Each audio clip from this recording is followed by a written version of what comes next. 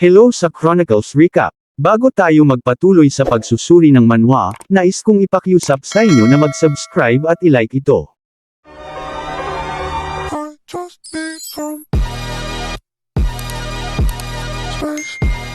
Mahinahong tinanong ni Jackson ang kanilang prinsipe kung ano ang binabalak niya ngayon. Sinabi ng prinsipe na ihanda nila agad ang kanilang mga puwersa, at bumuo sila ng isang bilog na pag-ikot sa paligid ng lokasyon ng communication device ni Thompson. Galit na sinabi ng prinsipe na para sa kapakanan ni Thompson na namatay sa sobrang sakit, siya mismo ang magbabalat ng laman ni Roman Dimitri ng piraso. Kaya ang mga sundalo sa iba't ibang rehiyon ay dapat patuloy na umakyat sa bundok kahit na ang kanilang mga kasamahan ay nasugatan, kailangan nilang putulin ang ruta ng pagtakas ng kanilang kalaban. Nagplano ang ating mga bida ng mabuti kung paano nila aatakihin ang mga sundalo ng Hector ng palihim. Sinabi niya na maaaring maliit lang ito sa paningin ng mga tao, pero may likas na mana ang mga bato at sanga sa loob na ito. Sinabi niya kapag kontrolado niya ang mana ng artificial, kayang niyang takpan ang espasyong na iyon. Para bang lahat ng 5 pandaman niya ay tinanggalan ng bisa, kahit na sigurado siyang nasa harapan niya sa isang sandali lang ang nakalipas. Ngunit ang pag-iral ng kanilang young master ay nakatago ngayon na parang nagbibiro ng Diyos dahil ito ay biglang naglaho. Pinangalanan nila itong teknik na kilala bilang trap formation. Sinabi ng sundalo ng Hector na ibubuwis nila ang kanilang sarili upang tapusin ang kanilang mga kaaway, habang sa isang hindi kilalang tao na pinapanood lang siya sa paligid. Ito pala si Chris. Agad niyang tinalo ang sundalo ng Hector na hindi niya alam na dumating na ang kanilang kaaway. Tulad ng sinabi ng kanilang young master, hindi kayang matukoy ng hukbo ng Hector ang kanilang presensya sa paligid.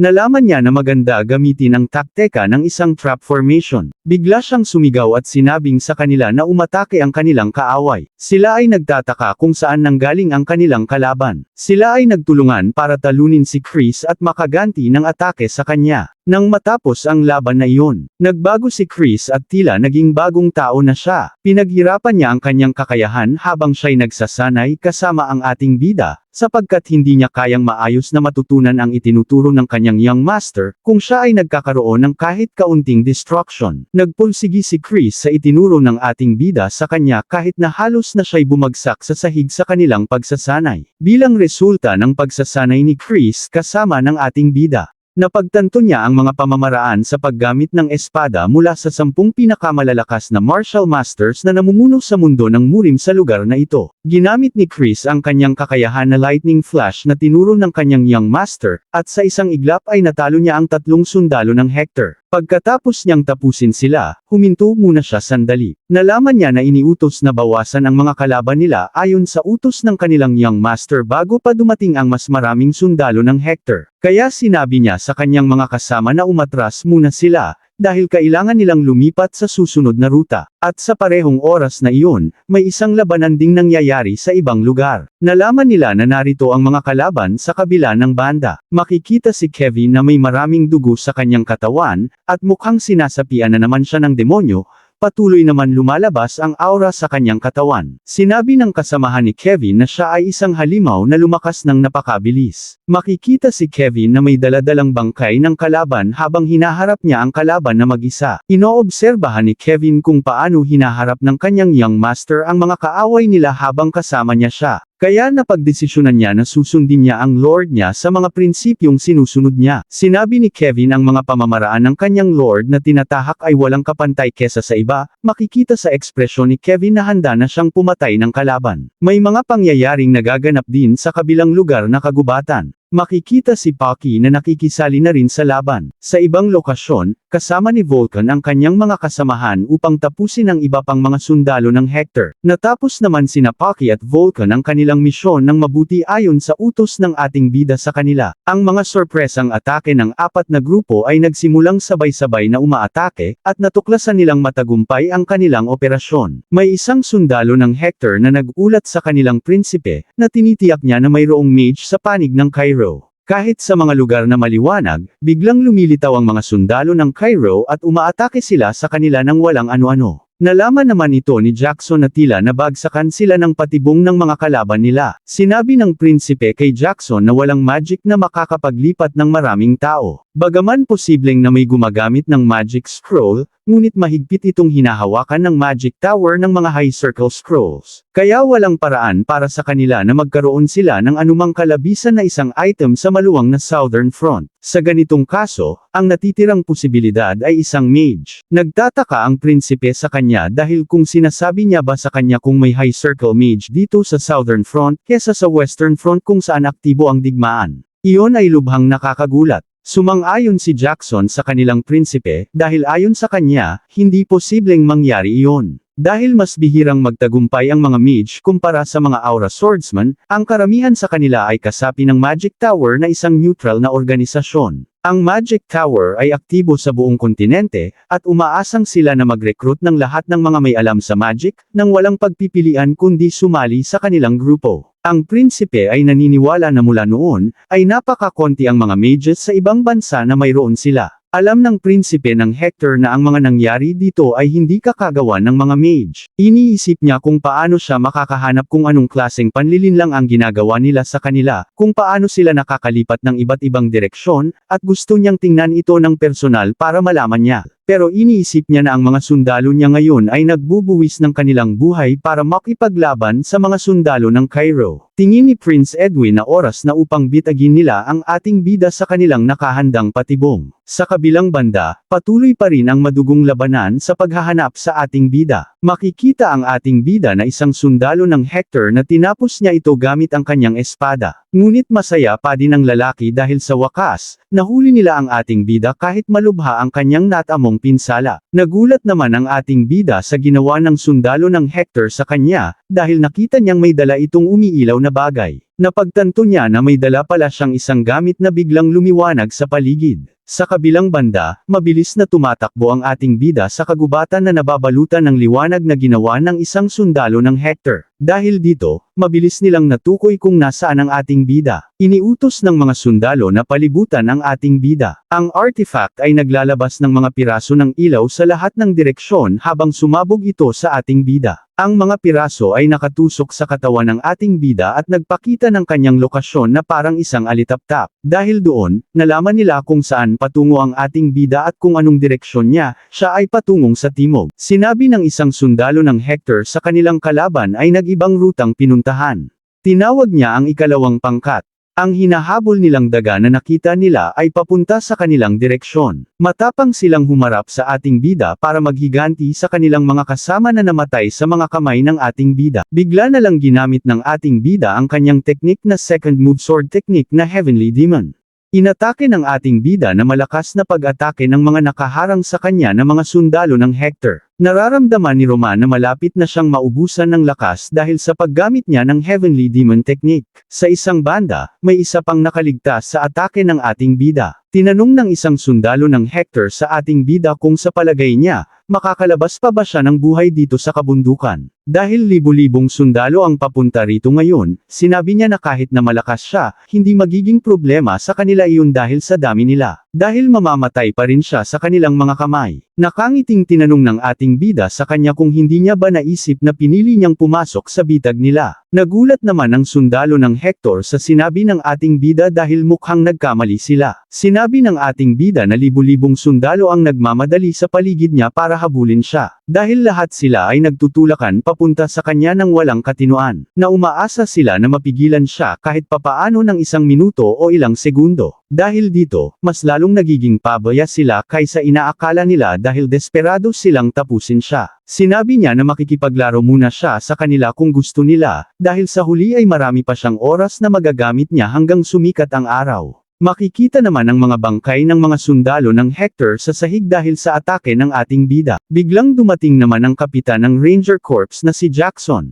Nakita niya na lang ang kanyang mga kasamahan na walang buhay dahil kay Roman Dimitri. Nalaman ng ating bida ang sinabi sa kanya ni McBurney na may bitbit na light equipment at puno ng mga pasa sa mukha. Dahil sa kanyang presensya, tingin ng ating bida na siya ang kapitan ng unit ng Ranger Corps. Dahil sa kanyang enerhiya na ipinapakita, mukha siyang isang 4-star Aura Knight. Tingin ng ating bida na mukhang itinago ng kaharian ng Hector ang impormasyon tungkol sa kanya. Ang kapitan ng Ranger Corps ay humarap sa pinakabata na ranker ng Cairo at handang makipaglaban. Nagtapat ang kanilang mga espada habang naglalabas sila ng aura sa kanilang katawan. Galit na galit si Jackson sa ating bida dahil sa marami itong pinatay na mga kasamahan niya, makikita kung gaano katindi ang laban nila. Sinigaw ito ni Jackson ng galit na galit, sinabi niya na sa wakas ay nahuli rin niya ang ating bida ngayon. Sinasabi dito na si Jackson ay isang 4-star swordsman lamang mula sa kaharian ng Hector at hindi pa rin siya kasama sa ranggo ng kaharian ng Hector. Siya lamang ang kinikilalang pinuno ng Ranger Corps sa labas ng mundo na ito. Ngunit dahil ang kanyang pangalan ay hindi kasama sa mga ranker, walang nakakaalam kung gaano siya kalakas talaga. Nang magsimula silang maglaban sina Jackson at sa ating bida, nagkaroon ng malaking shockwave sa paligid dahil sa malakas na presyon ng kanilang mga atake. Hindi makapaniwala si Jackson dahil hindi napapa-address ang ating bida sa atake ni Jackson sa kanya. Nalaman niya na binaliwala nila ang kakayahan ng ating bida sa pakikipaglaban. Dahil ang balita na nakuha nila na siya ay isang 3-star swordsman ay pawang kasinungalingan lamang. Sa simula pa lang, nasa 4-star pataas na siya, na para siyang isang delubyo sa kanila. Ngayon lang niya naintindihan kung bakit ang mga sundalo nila ay napakadaling nahulog sa patibong nila. Patuloy pa rin silang nagpapalitan ng mga atake sina Roman at si Jackson. Galit na galit si Jackson kahit na siya ay isang 4-star aura swordsman, hindi niya napigilan ang ating bida. Natuklasan ni Jackson patungkol sa ating bida na siya ay malakas talaga. Binabalutan ng ating bida ang kanyang espada ng aura sa susunod na atake niya. At inatake niya si Jackson ng napakalakas ngunit naidepensa ito ni Jackson. Nagulat at nagtataka si Jackson na bakit unti-unti siyang napipigilan. Walang nagawa si Jackson kundi tanggapin na talagang malakas ang ating bida. Ngunit hindi niya balak patakasin siya dito sa kabundukan ng timog. Kaya umatras muna siya sa isang gilid. At biglang may kinuha siya sa bulsa niya. Ito ay ang pito niya. At ginamit niya ito upang marinig ng kanyang mga kasamahan na narito ang kaaway nila at makahingi rin ng karagdagang tulong. Dahil doon narinig ng mga Ranger Corps ang kanilang captain,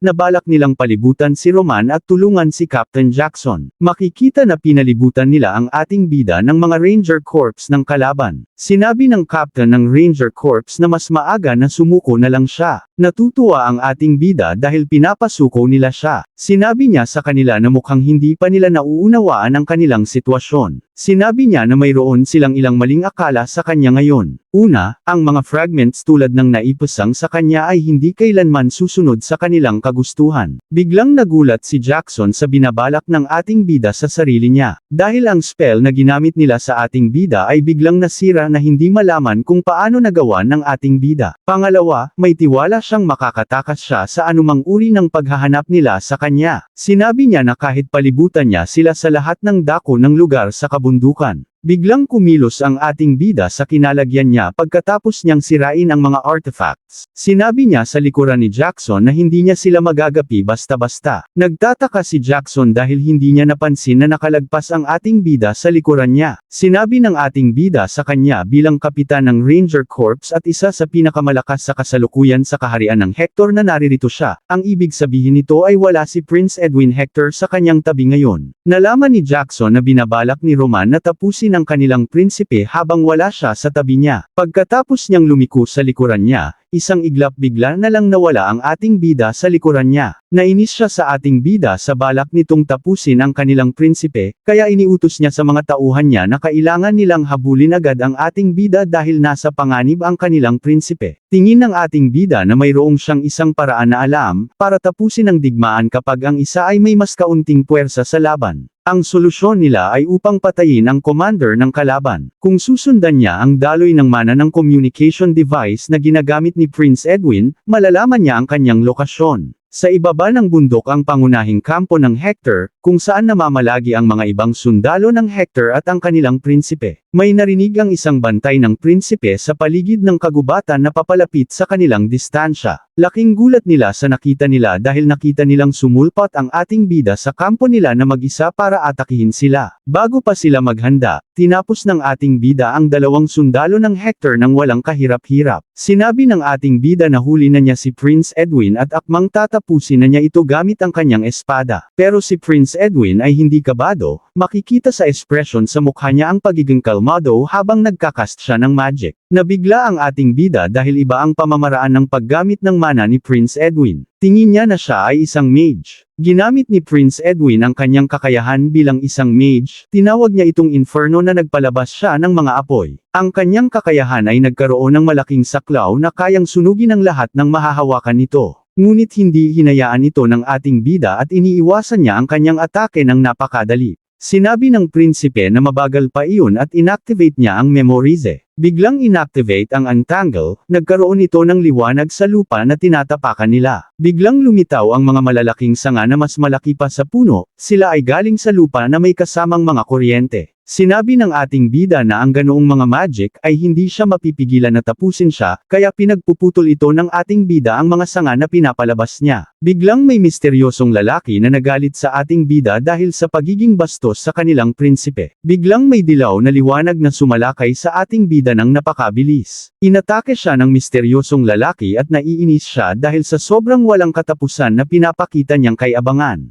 Pero pagkatapos ng malaking atake na iyon, nagawang depensahan ng ating bida ang kanyang sarili. Tingin ng ating bida na itong taong ito na umatake sa kanya ay may kapangyarihan sa paggamit ng aura. Kaya tingin niya na hindi siya ordinaryong tao lamang. Gusto naman ng ating bida na makilala kung sino ang umatake sa kanya. Pinapakilala rito kung sino ang strongest ranker ng kaharian ng Hector na isa ring Royal Knight Order Captain. Ang itsura niya ay matanda na may kulay blonde ang buhok. Sinabi niya kay Roman Dimitri na hindi siya makakatakas sa kanyang kamay. Siya ay isang 5-star aura swordsman na si Butler. Nalaman ng ating bida na mukhang naisip ni Prince Edwin ang lahat ng klase ng plano para pigilan siya. Iniisip ni Prince Edwin na kahit anuman ang gawin ni Roman, hindi siya makakatakas sa kamay ng 5-star aura knight ng kaharian ng Hector. Tingin ni Prince Edwin na hindi makakaligtas ang ating bida sa kombinasyon ng isang 4th circle mage at ang 5-star swordsman. Siguradong siyang sisirain niya ang buhay ng ating bida sa pagkakataon na ito. Nagcast ulit si Prince Edwin ng panibagong magic na wind blade na nagdulot ng matalim na hangin. Pagkatapos umatake si Prince Edwin gamit ang wind blade niya na nagdulot sa magic na magkaroon ng hangin ng kasing talim ng espada. Biglang umatake na din si Butler ng sabay kasama si Prince Edwin para mabura ang ating bida sa pag-iral niya. Nagulat na lang ang ating bida dahil sabay siyang inatake ng mga kalaban niya. Dahil makikita na si Prince Edwin ay umaatake sa kanyang kanang direksyon habang si Butler ay umaatake sa kanyang kaliwang direksyon. Biglang naging seryoso ang ating bida at binuhos niya ang kanyang lakas para makaligtas sa malaking problema niya.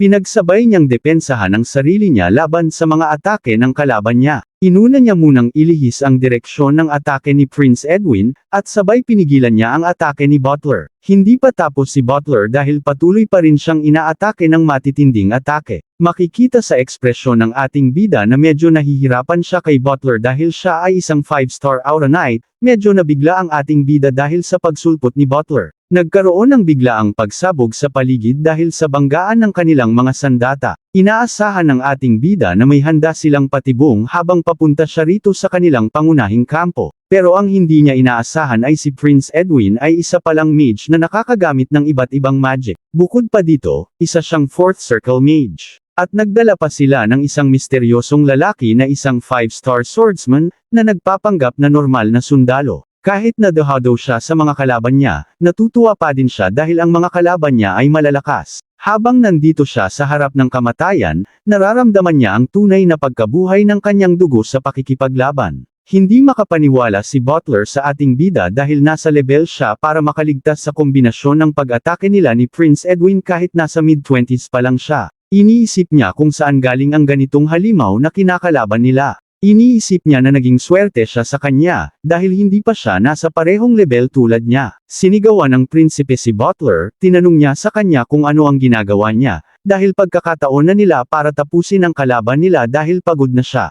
Dahil sa maling akala ni Prince Edwin, ginamit ng ating bida ang double casting break hole. Bigla na lamang umatake ang ating bida ng napakabilis sa prinsipe na hindi niya napansin. Ginamit ng ating bida ang kanyang kakayahan na Heavenly Demon Sword Technique. Napansin ito bigla ni Butler kaya mabilis siyang pumunta sa prinsipe nila para maprotektahan siya. Ginamit ng ating bida ang kanyang ikatlong kilos na teknik na nagkaroon ng maitim na atake papunta kila Butler. Makikita na kayang nadepensahan ni Butler ang malakas na atake ng ating bida. Makikita kung gaano ka-destructive ang atake ng ating bida sa paligid. Buti na lang dahil sa tulong ni Butler ay baka wala na si Prince Edwin. Tinanong ni Butler ang prinsipe nila kung okay lang siya dahil nag-aalala siya dito. Sumang-ayon naman ang prinsipe na okay lang siya. Iniisip ng ating bida na nakayang pigilan ni Butler ang atake na iyon. Tila kailangan niyang magkaroon ng kaalaman patungkol sa mga kakayahan ng isang 5-star aura swordsman. Ang kanyang lakas ay nasa limitasyon na rin ngayon dahil ginamit niya ang Heavenly Demon Sword technique ng 2